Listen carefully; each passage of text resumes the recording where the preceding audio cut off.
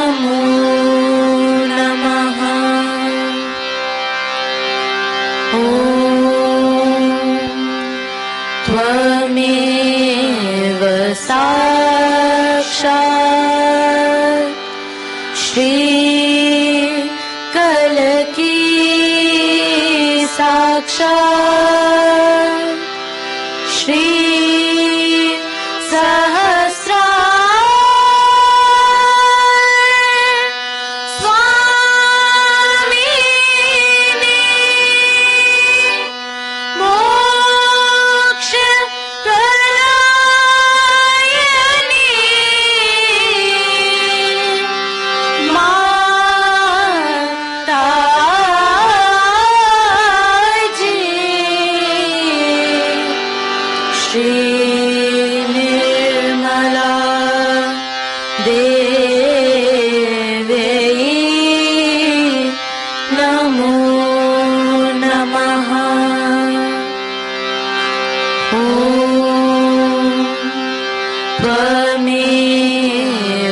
साक्षात् श्री गणेश साक्षात् श्री आदिशक्ति माता जी श्री निर्मला देवी नमो नमः।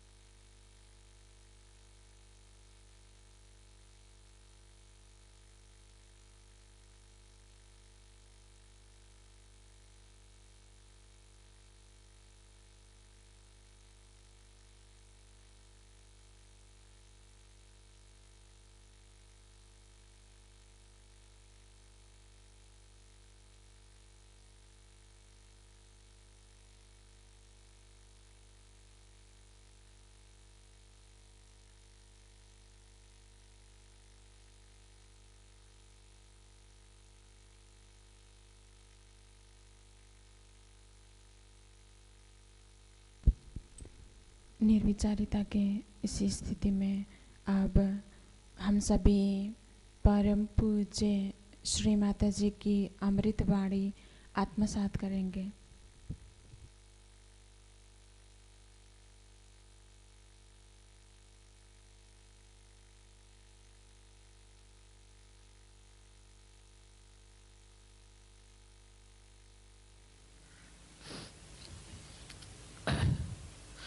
Today we are going to do the worship of Shri Krishna. Shri Krishna came at a time on this earth when in India the people were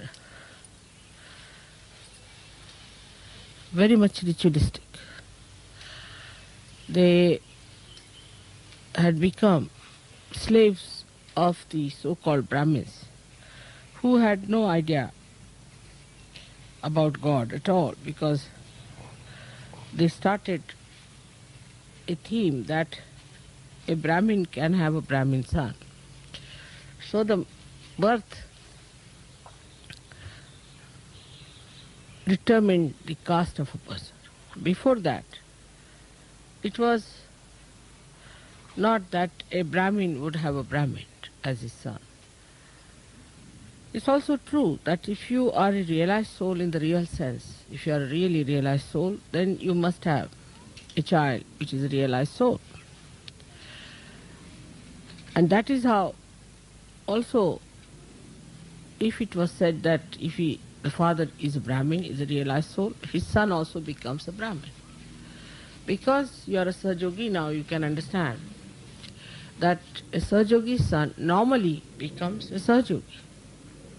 So it was agreed that children of a Brahmin will be called as a Brahmin. Gradually it amounted to this, that any child born out of a Brahmin was called as Brahmin. Now we have seen that many Sahajogis also don't have realized souls as their children. Maybe their own karmas, maybe the child, anything it is. But even I have seen some Sahajogis having horribly devilish children. So it shows that it is not through your birth you can claim that you are a Brahmin or the one who has known the Brahma. Brahma is the all-pervading power. So you have to be a Brahmin by your karma, by what you do. That is how we have got Valmiki, who was just a fisherman. He wrote Ramayana, he was a great Brahmin. Then we have got Vyasa, who wrote Gita. He was an illegitimate son of a fisherwoman, and he wrote Gita. So this idea was flouted by Sri Krishna's incarnation. He wanted to flout this idea that Brahmins are the ones who can only worship God. So, to put another extreme to what Rama had created, to bring people into the center, because through Rama they went to another rigid form and rigidity of ritualism and too much of fundamentalism. So to put an end to that, he wanted to bring the society to another extreme. Of course, Sri Rama himself incarnated as Sri Krishna. So he started a new theme which was absolutely eventual. It was just absolutely evolutionary that such a new theme should come up. And this new theme was that the whole thing is nothing but a leela. It's just a play. It's a leela. So not to be taken that seriously, not to be so rigid, not to be fundamental, not to be so particular about something. So the whole thing is a leela. And on this theme, he worked out everything to establish that it is a play. And that is what you see in America, very common, that for people it has become a joke. Life has become a joke. And they think that life is not to be taken seriously. There is more fun in doing all kinds of things than in getting into any kind of inhibitions, as they call it, or maybe some sort of forms or patterns. But it is a myth with Americans now, because for that you have to have Sri Krishna. You have to have realization. Like if you are standing in the water, the waves of the water are there, absolutely real for you. And if you think it's an illusion, you'll be completely finished. The illusion will prove that it's not an illusion by asserting itself. But if you are in the boat, then the water that is around is an illusion. So is the state at which you are. If you are in the state of self-realized mind, then everything is an illusion. But otherwise, it is not. It is a reality. So what they forgot this point, that you are not in that state to call it an illusion. So to call everything is an illusion is just to delude yourself, thinking that it's an illusion and doesn't matter what's wrong, so what? It's quite symbolic that in Sri Krishna's place this thing should be so commonly accepted, that everything is an illusion. So who is wrong? Who is bad? Nothing is wrong. There's nothing like evil, nothing like good. And some people go to that limit to say that there's nothing like a bhoot, nothing like a rakshasa, nothing like an evil force. Now for Sri Krishna, how did he look at things was this way, that for him even to kill a rakshasa was a play. To destroy a Rakshasa, was also a play. In that play, he was to be destroyed. So, he discriminated in a way that what play is to be destroyed, what not to be destroyed. The play of the evil he destroyed by his own play. So to say there was nothing evil is also wrong. Like even if you think everything is a play, what happens that your attitude towards it is like a spectator. You see the whole thing as a spectator. Like in a drama, you sit down and you watch everything as a spectator. But you know what is depicting tragedy and what is depicting comedy. You are not inert to that, then you are good for nothing. That doesn't mean that you become inert to that. You have a sense of discretion to know what is a comedy and what is a tragedy. But if you are an actor, then to you it is not a comedy or a tragedy, it is a work for you. If you are acting, then you are acting and you are an actor, you are involved in it. So it is not, for you do not know the discretion between the tragedy and the comedy. For you, you are just an actor. As long as you are paid well, if you do your job well, then it's a comedy, otherwise it's a tragedy. So there are two types of awareness. Now of one of a spectator, another of the one who is in it. So one has to understand in that light that when Krishna said the whole thing is a play, he was meaning for him, not for others. For him it is a play, and that's why when they talk to you about the play and the illusion, you must tell him, then why did he kill Kamsa? Why did he kill Jarasandha? Why did he kill all the people who were following Kamsa? So to him it was a play, everything was a play, and he did it in his own attitude of a play. So the first thing, if you are awakened by Shri Krishna's powers, then the first thing that should happen to you is wisdom. Now the wisdom is something you cannot describe. You cannot say what is wisdom. It's very difficult to describe it or to delimit it. Wisdom is a temperament, is a quality of a personality, which comes to you by balancing yourself, by trial and error method. All traditional countries innately have much more wisdom than people who are not traditional. But Krishna broke all the traditions. That's why you people are here without much tradition. He broke all the traditions. But he was Shri Krishna, so he did not need any tradition at all. But for you, you have to understand from the people who have tradition what is wisdom. So we do trial and error. We make mistakes, from that we learn.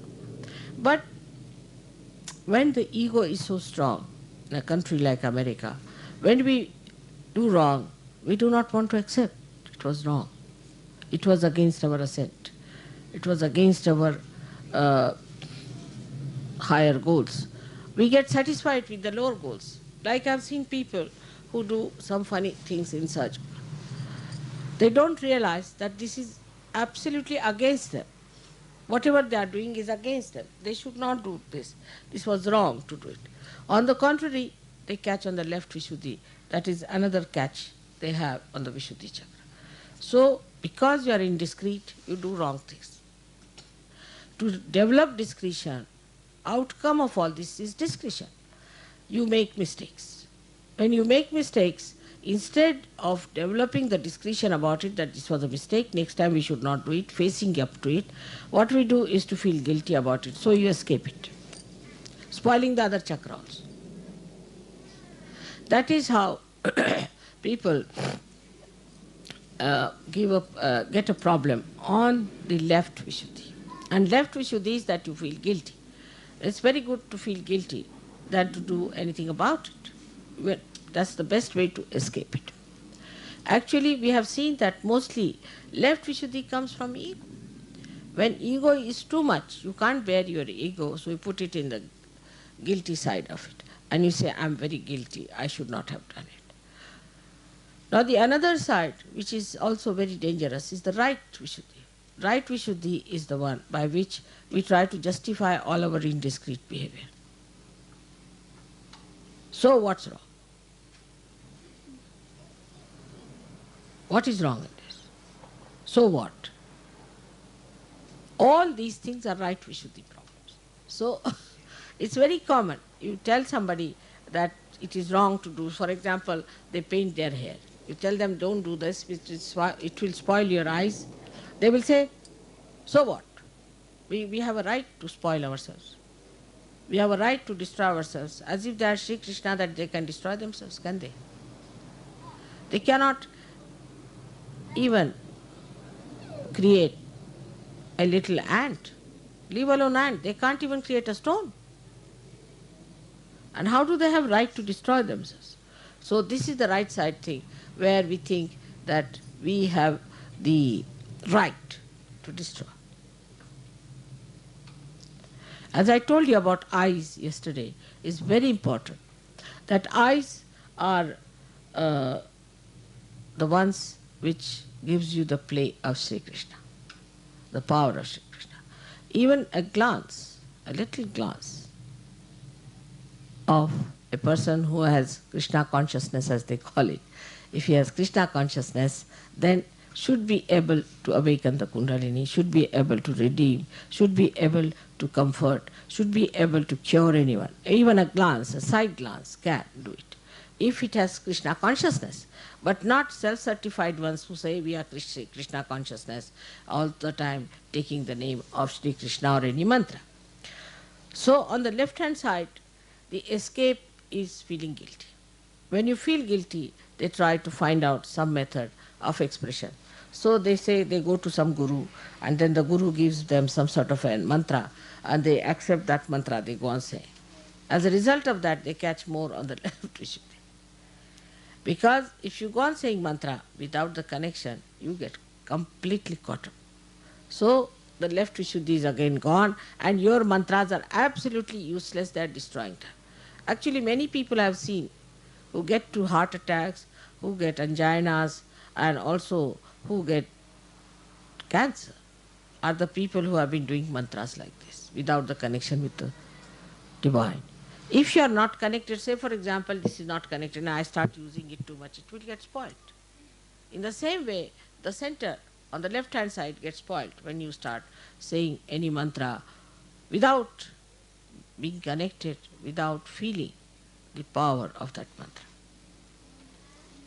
So in Sahaja Yoga, we've got mantras to neutralize these mantras on the left hand side. Right hand side comes when we talk big. It's a common thing with your politicians, they talk very big. They think they are very responsible people and do all irresponsible things. So when you want to spoil that chakra, one has to do some irresponsible talk. So like that we can say, I will do this for you, I will do that, I like it, I can find this, I can manage this, finished. When you start saying in the ego form that I have to do this, I will do this, then our ego shows up. But on the contrary, if you say I have to do for you, Father, I have to do for you, Mother, it's your work I am doing, then the whole thing disappears and you get that beautiful thing called surrender, which is Islam. Islam is nothing but surrender. So you surrender yourself by saying, this is your work, Father. I am working for you. I am your instrument. I am your flute. So you play the melody of God. But for that also the central point of discretion has to be used. Every time you go back to discretion. Like some people do all kinds of wrong things and they say, Mother, we did it for you. How can it be? Like somebody wants to drink. He say, I got drunk because, Mother, I wanted to help you. Or Hitler can say that I killed so many people because I wanted to remove all the Jews who killed Christ. So this right Vishuddhi gives you a kind of a mind which tries to justify everything and tries to explain everything. Every action can be explained. Why did you murder? Because this. Why did you do that? Because of this. Once you start justifying your wrong deeds, right visuddhi goes up to your brain. And then whatever you do has a justification. Like, if I say that the Americans came to this country, they actually robbed other people of their land and now very nicely settled down. Now, when I say that, immediately most of them will go to the left visuddhi. Oh, we are very guilty, we did this, we did that. But a real Sahajogi won't do that. A real Sahajogi, what he will do? He said, all right, this is done by my forefathers, I did not do it. But I can try to rectify. I'll try to be beyond racialism. I'll look after these people who have been robbed. I'll try to give them whatever is possible. This is the way you face, and not just to say, oh, I'm so guilty that my forefathers did this and all that. But what are you doing about it? Like I went to Switzerland and I said, don't feel guilty. So one lady said that I'm feeling guilty for Vietnam. I said, what did you do there? Why are you feeling guilty for Vietnam? Of all the things, at least you did not go to fight there. Why did you feel guilty about it? So she says, I'm feeling just guilty because I think we have done a wrong thing. I said, but how do you call yourself we? So this is also another point which comes out of indiscretion, that we suddenly become a personality which is a part and parcel of the whole. So we think that, oh, we in Americans are of the world. All right, how? The day you become the world, most of the problems will be solved. They are the greatest headaches, like Russians are. Both are headaches to the whole world. If they become the whole world, there is no problem. There is no problem, because then they become the love. But just assuming a situation where we think, we are, we. Who are the we? Husband and wife can't live together. Children and father cannot live together. Mother cannot live with the children. What are we? Where are we? Such fragmentations. They'll fight over small things like a penknife or something. Which penknife to be bought? For that they will fight. How are they we? There is no union, there is no concord. Just the opposite of all that is the Vishuddhi Chakra. So, from the very beginning, if you see that a person who is a realized soul should see everything as a play. Even the destruction of evil is important. Even the killing of the evil is important. If you do not kill the evil will rule. Do you think Hitler should have been saved and should have been put in charge of God? He is saved by killing him. Because he was destroyed, because everything was destroyed, he is saved. This is to be understood in his life, Krishna's life, that this is first thing happens. So that for you people, evil is to be finished. So what you have to pray, that, oh Lord, finish all the evil of the world, all the destruction of the world, all the minds which build up our destruction, please try to neutralize it. This is what a Sahajogi should ask for. Instead of that, they try to sometimes identify themselves with these ideas. That's not correct. You have to stand up and you have to say that is wrong. We are not to destroy anyone. We are not to kill anybody. We have no right. So when Krishna told Arjuna that you kill everyone who are related to you, who are your friends and who look like your gurus, but they are already dead. It was Shri Krishna who said. It was the incarnation of Shri Krishna said it. That doesn't mean that you start killing everybody, becoming Arjuna. You are not Arjuna. That is how Anand Marg, organization came up. We started killing everyone, thinking that they have a right to kill. How? You have no sense of right and wrong. How can you kill anyone? Or how can you save anyone? First of all, try to save instead of killing. Supposing you are faced with a boat.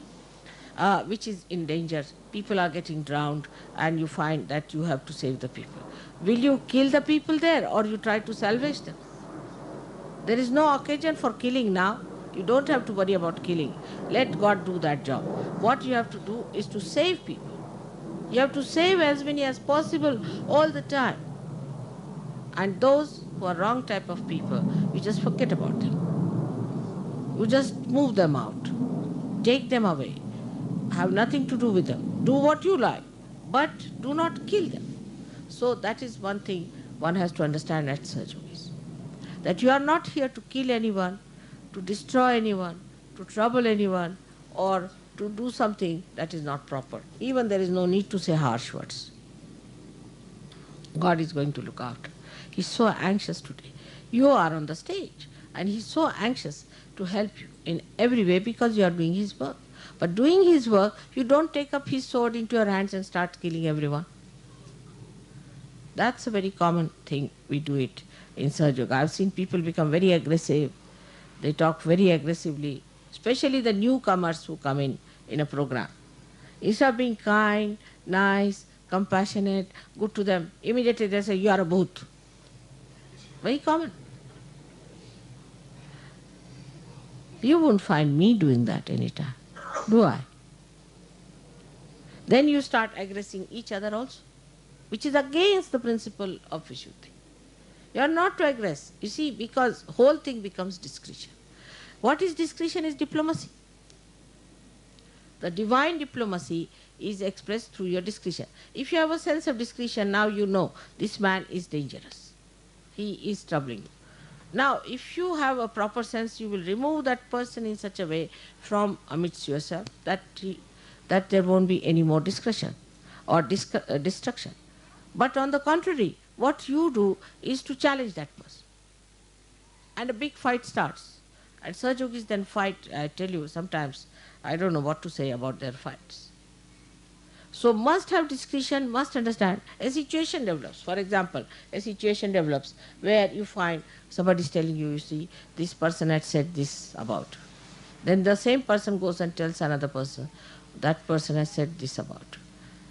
Then you start quarreling. Instead of finding out the basic reason, instead of finding out why this is happening, why such a situation has come within ourselves.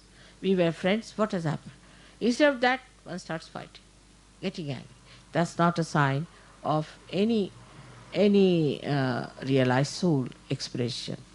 Realized soul's expressions have to be extremely discreet, delicate, beautiful. Nobody should notice that you have been in any way effective. And that's how you'll work it out. So the incarnation of Sri Krishna, as we say, is the incarnation of the divine diplomacy. So he plays.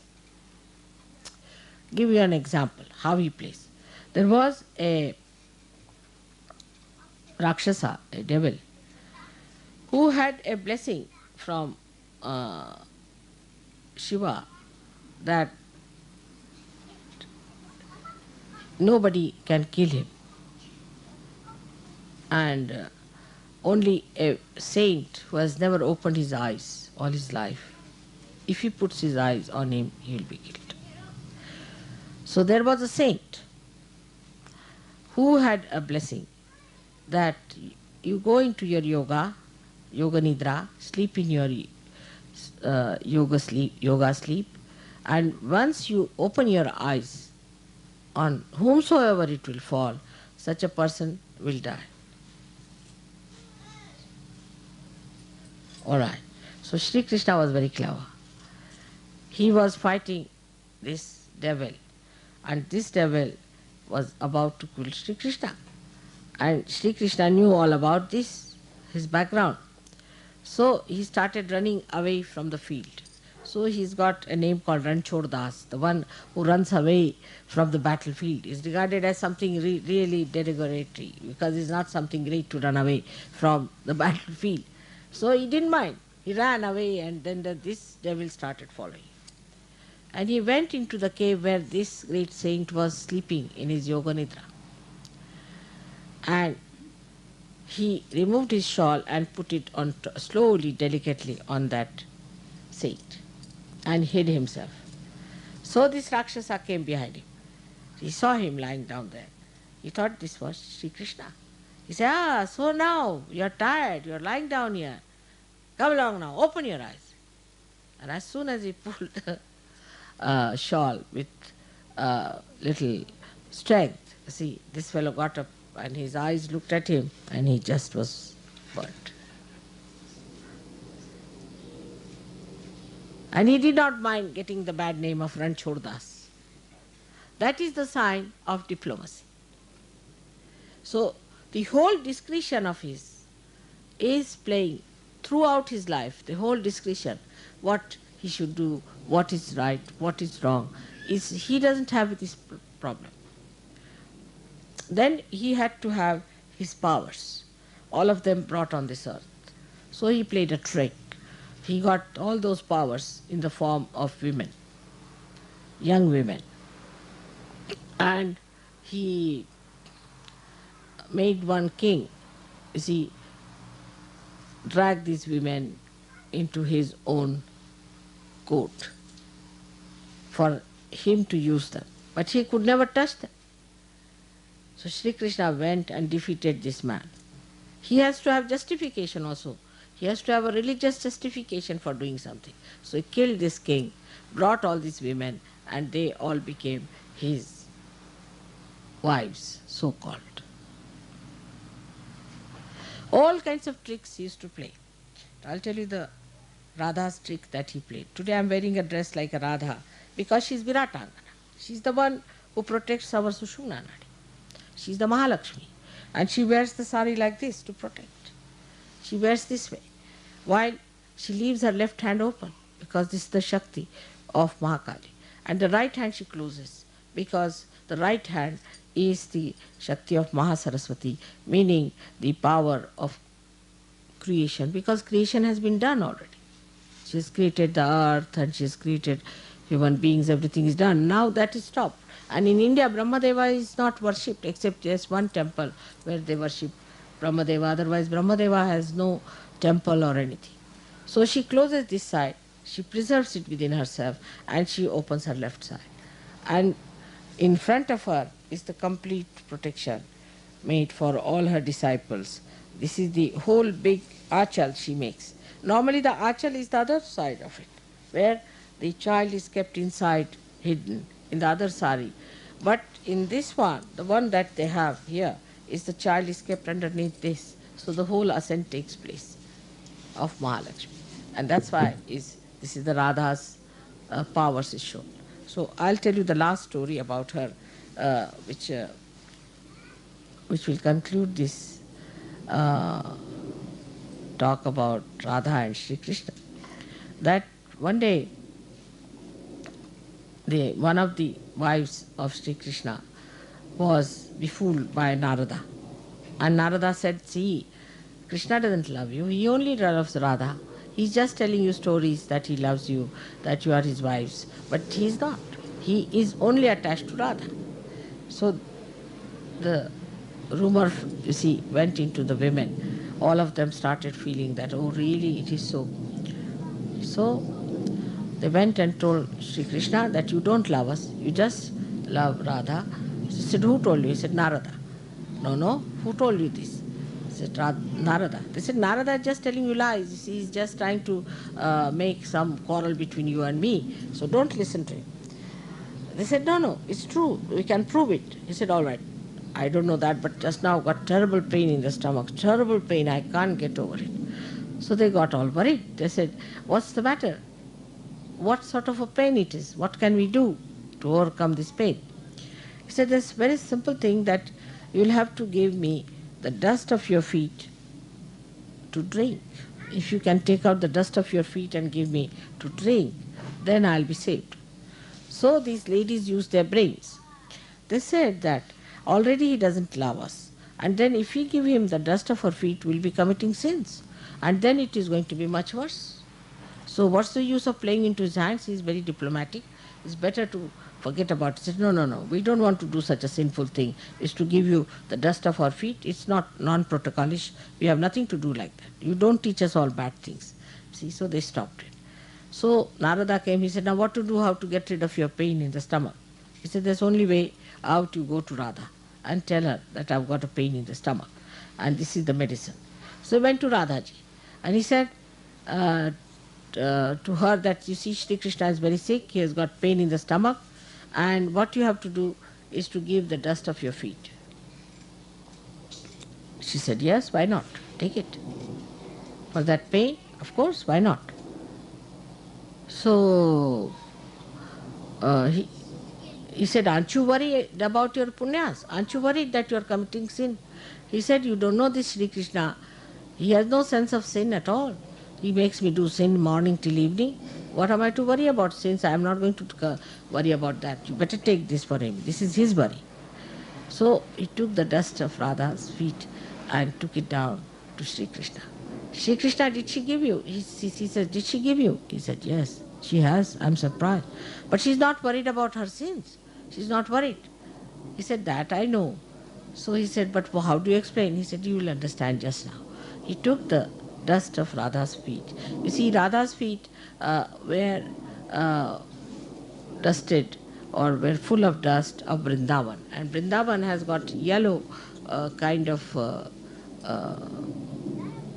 clay. You see, the soil is yellowish and the whole yellow thing was on her feet, which he removed and took it. So when Shri Krishna drank that dust, Narada saw in the heart of Shri Krishna, Radha was lying down and playing with her feet on the lotus of his heart. The lotus had the pollen. The pollen of the lotus was touching her feet and was making it yellow. That's what she said, that what is it when I'm in his heart? My feet are in his heart. So what is the sin I can commit? And when the ladies heard this, they realized that their idea about Shri Krishna is still not sufficient. They have to be Radha to understand it. And this is how he plays diplomacy. A simple tricks here and there by which he did it. And to introduce the beauty of Leela, he started Ras. Ras is Ra is energy, Sa means with. So he made Radha dance, stand there with him, give him the power, and everybody danced. And they looked like as if Radha and Krishna are dancing. And this is what he started. And then to make it, culminate it, he made a festival of Holi, in which he said, abandon everything. For a minute you abandon everything. And that abandonment has now become that's for only one day you have to abandon. Here it has become a year-long Holi. So people are busy with an year-long Holi without Shri Krishna and Radha. So what will be the situation of such a place? And that's why I think what happens, that when you try to attract others by all these stupid things, only the bhoots are to get attracted. And they get into you. And once they get into you, you get funny. You don't know why you behave like this, why things work out that way. This is why we have to understand that we have to be attractive to God. And you will be only attractive to God if you have got your spirit. If the spirit is shining, then only you can be attractive. So may God bless you.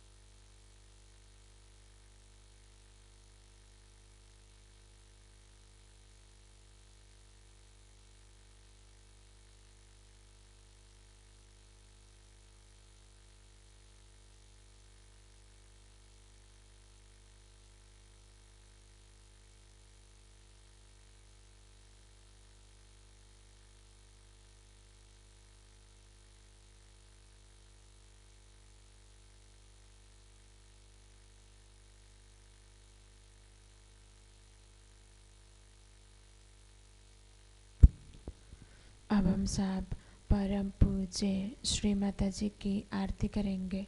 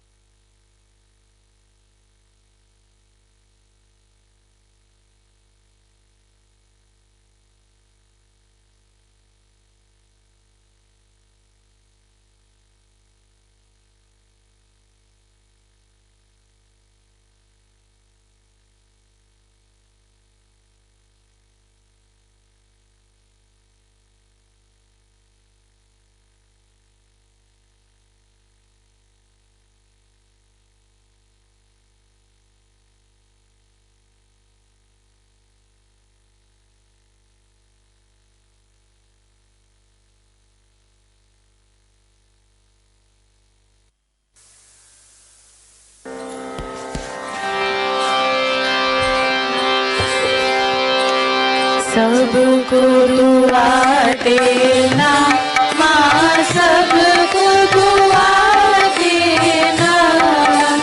जय निर्मल माता जी, जय निर्मल माता जी। दिल में सदा रहना माँ, सबको दुआ देना, सबको दुआ देना माँ, सबको दुआ देना। जय निर्मल माता जी, जय निर्मल माता जी। दिल में सदा रहना माँ, सबको दुआ देना। जग में संकट कारण कितने लिए अवतार माँ, कितने लिए अवतार। विश्व में तेरी महिमा, विश्व में तेरी महिमा। तू गंगा यमुना माँ, सबको दुआ देना, सबको दुआ देना माँ, सबको दुआ देना।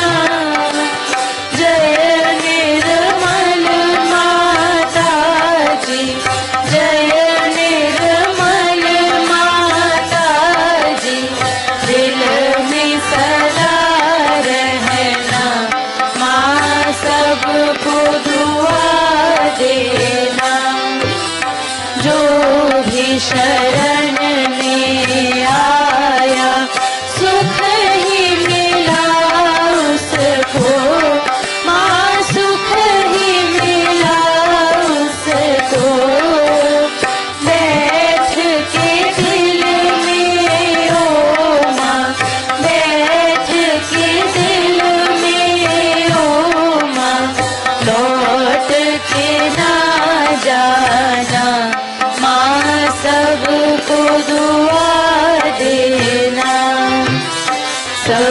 सबको दुआ देना, माँ सबको दुआ देना। जय निर्मल माता जी, जय निर्मल माता जी, दिल में सदा रहना, माँ सबको दुआ देना। मानव में अवतर के कर दिया उजियाला, माँ कर दिया उजियाला। कलयुग में माया है, कलयुग में माया है, फिर भी पहचाना, माँ सबको दुआ देना, सबको दुआ देना, माँ सबको दुआ देना। जय निर्मल माता जी, जय निर्मल माता जी, दिल में सदा रहना, माँ सबको दुआ देना। संत जनों की धरती है भारत माता, माँ है भारत माता। इस धरती पर आकर, इस धरती पर आकर, दुख से दूर करना, माँ सबको दुआ देना, सबको दुआ देना, माँ सबको दुआ देना। जय निर्मल माता जी, जय निर्मल माता जी, दिल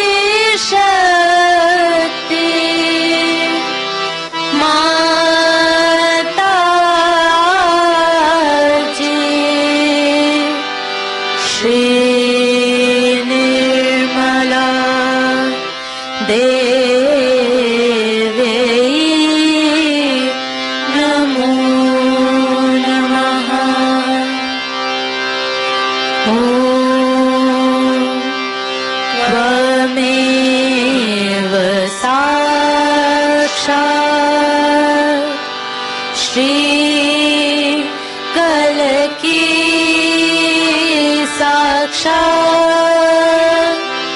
श्री आदि शक्ति माता जी श्री निर्मला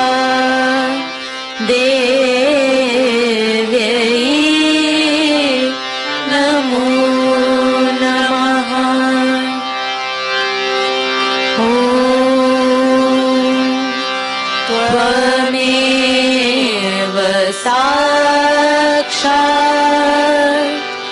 श्री कल की साक्षात्